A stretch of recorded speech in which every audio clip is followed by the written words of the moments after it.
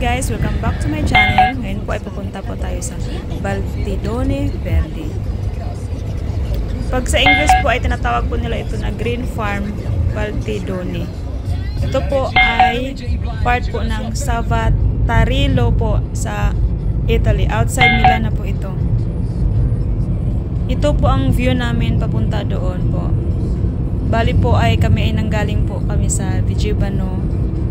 At saka yung travel po ay pagsasakyan po ay by car ay 1.5 hour lang po siya.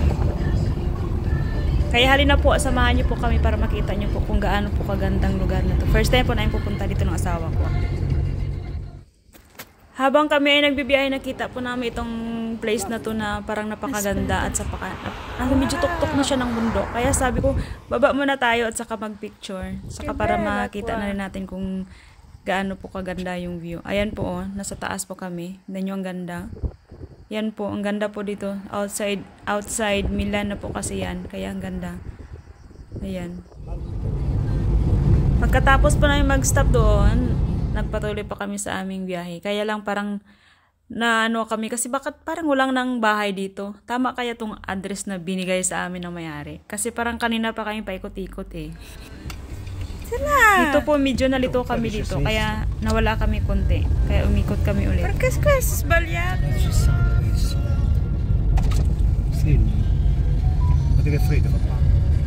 Medyo malamig na po dito sa part na to kasi siguro dahil sa papunta na po siya sa bundok. Summer po itong time na punta namin July.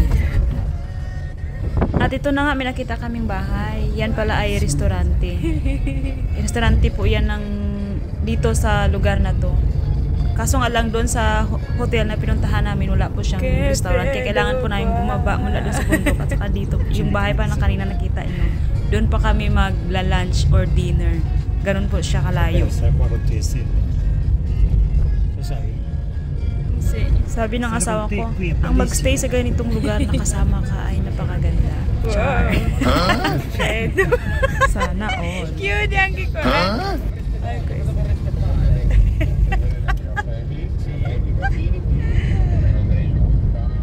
Ganyan talaga yung asawa ko, napaka-sweet. Kunwari naman ako hindi kinikilig. Saan na kayo papunta? Veniamo tutti. Ci stiamo, qua. Ma poi fatemi salutare, c'è la novità, lo so, ma fatemi salutare Manuel, Andrea, Gabriele, Ilaria.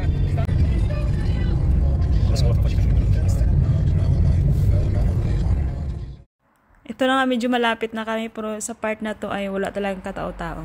Tingnan nyo po. At saka yung daan, paikot-ikot talaga siya yung daan. Kaya kami ay nagtataka, ano kayong meron doon sa taas? Itong lugar na to ay nakita lang po namin sa internet.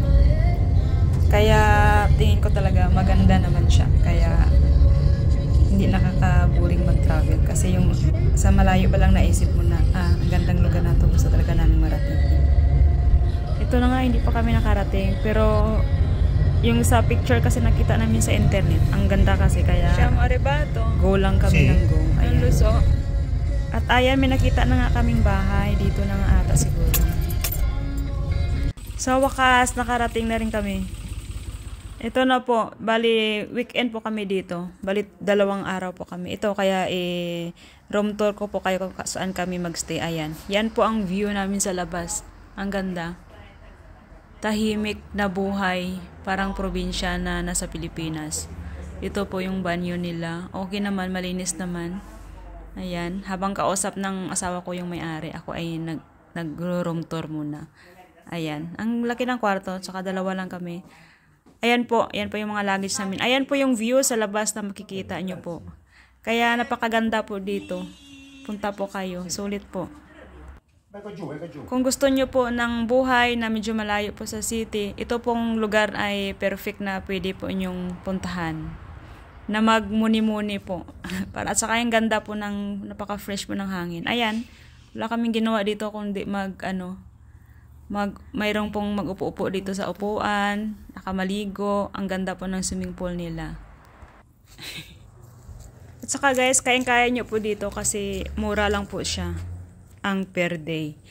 Kaya kung gusto nyo lang po na yung may may mga makain, pwede na lang kayo magdala kasi nga napakalayo po nang walang tindahan dito, napakalayo. Kung kayo po ay naghahanap ng tahimik na lugar para kayo ay makapag-relax, ito po ay recommend ko sa inyo. Napakaganda, napakatahimik. Ayan po, ang linis pa ng tubig.